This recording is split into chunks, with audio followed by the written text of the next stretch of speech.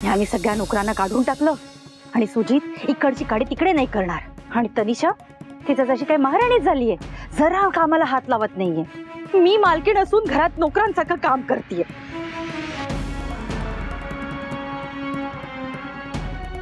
मावशी ग मला हाक मारायचीस ना, मी मदत करायला आले असते। मी हाक मारायची तुला काम करायला? तनिषा आधी आठव, मला कामाला हात सुद्धा नाही लावून द्यायचीस तू। आणि आता तनिषा तू खूप बदलली आहेस।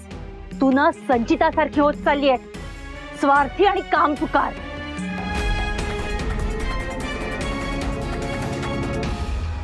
तनिष, पुढचे काही दिवस तरी मावशीला हर्ट करून नाही चालणार। सो काही कर आणि या मावशीला कन्व्हिन्स कर।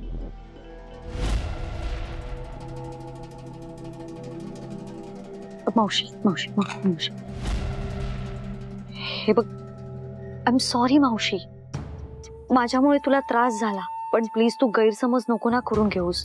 हे बघ, मला खरंच 2-3 दिवसापासून बरं वाटत नव्हतं म्हणून मी काम करायला नाही आले, म्हणजे कुठलंच काम नाही केलं मी। पण तू चिडू नकोस प्लीज। तुला माहितीये ना, तू चिडली की मग मला नाही आवडत। तू बस, मी सगळं काम करते। हा, तू बस आरामात बस। सुजीत,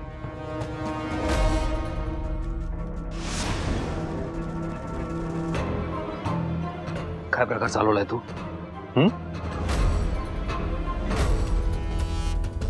काय झालं म्हणे?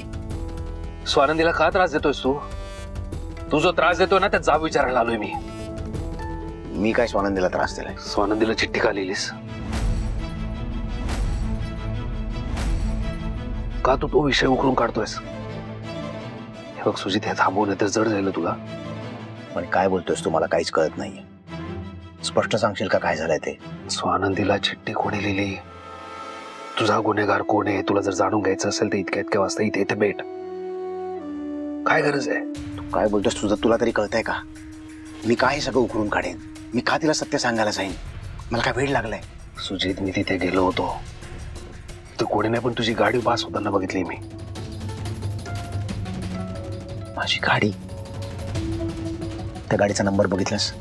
मणी सेम मेकची सेम रंगाची दुसरी गाडी असू शकते जगात। तुला खोटं वाटतंय माझं तर एक काम कर, आपल्या बंगल्याचं सीसीटीव्ही फुटेज चेक कर। मी सकाळपासून घरातून बाहेर सुद्धा पडलेलो नाहीये। कसला सत्य? तनिष, हे नेमकं काय आहे तुला माहित नाहीये? हे बघ सुजित, तू जर हे खरं बोलत असला ना तर तुझं नशीब चांगलं आहे असं समज।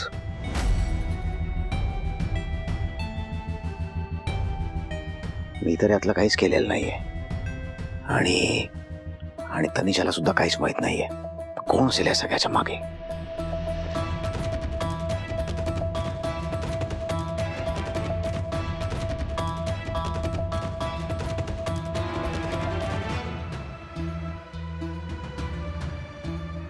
तनिष, हे जे सत्य आहे ना, हे तुला कळायलाच हवं।